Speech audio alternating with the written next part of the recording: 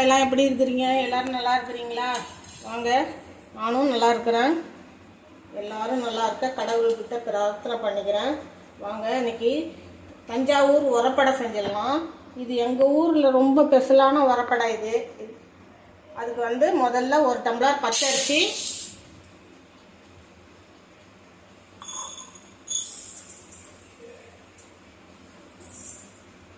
ஒரு டம்ளர் புழுங்கல் அரிசி,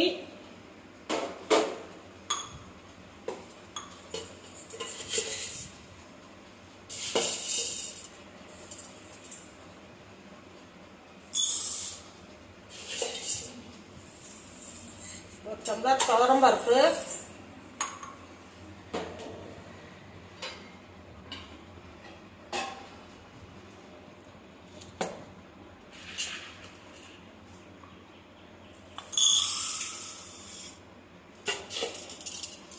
ஒரு டம்ளர் கடலை பருப்பு,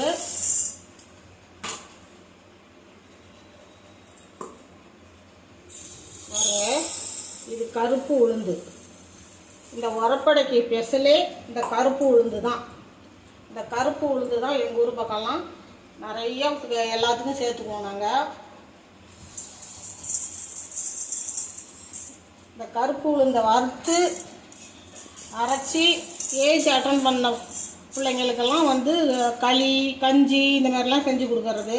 கருப்பு உளுந்தில் அவ்வளவு சத்து இருக்குது, எலும்புக்கு நல்ல வலுவாக இருக்கும்னு சொல்லுவாங்க.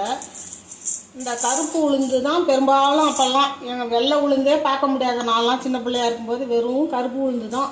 இந்த கருப்பு உளுந்து தான் எல்லாத்துக்குமே யூஸ் பண்ணுவோம். அப்போல்லாம் நல்லா தான் இருந்துச்சு எல்லாருக்கும் உடம்புக்கு. நீங்களும் இதே மாதிரி இந்த கருப்பு உளுந்தை யூஸ் பண்ணி பாருங்கள், உடம்புக்கு ரொம்ப நல்லது. இதை 2 தடவை நல்லா கழுவிட்டு இது கூட ஒரு 4-5 வரமிளகா போட்டுடலாம். போட்டு ஊற வச்சுருவோம். பாருங்கள், 2 தடவை நல்லா கழுவிட்டு வந்துட்டேன். ஒரு 2 மணி நேரம் ஊறுச்சுன்னா போதும். இது கூட ஒரு 4-5 வரமிளகா போட்டுக்கலாம். 2 மணி நேரம் ஊறட்டும். குறை அரைச்சிக்கிட்டு காட்டுறேன்.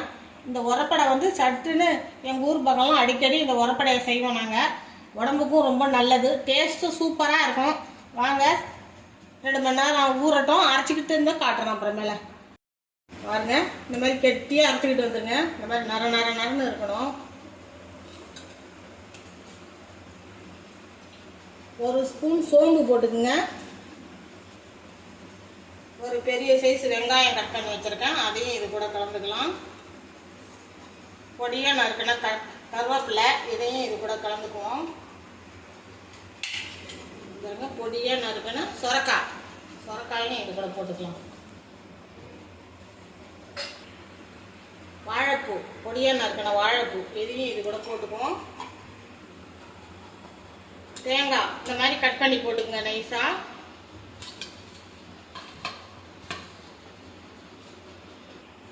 இதுக்கு தேவையான உப்பு போட்டுக்கலாம். உப்பு போட்டு நல்லா கலந்துக்குவோம்.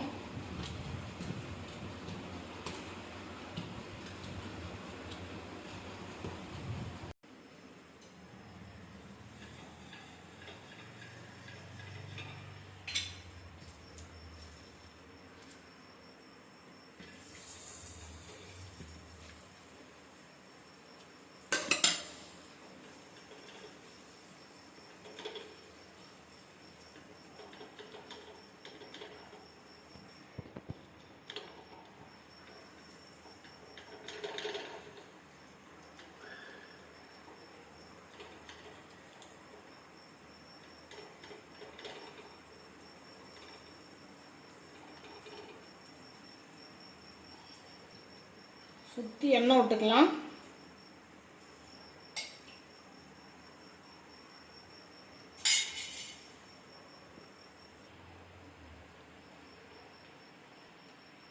மேலே கொஞ்சமாக எண்ணெய் விட்டுக்கலாம். இது ரொம்ப எண்ணெயெல்லாம் பிடிக்காது.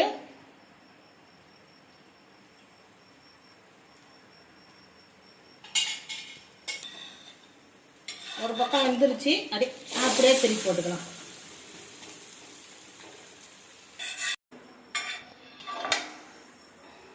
சூப்பராக வெந்துருச்சு. மொறு மொறுன்னு இருக்கு பாருங்க, மொறு மொறுன்னு இருக்கு.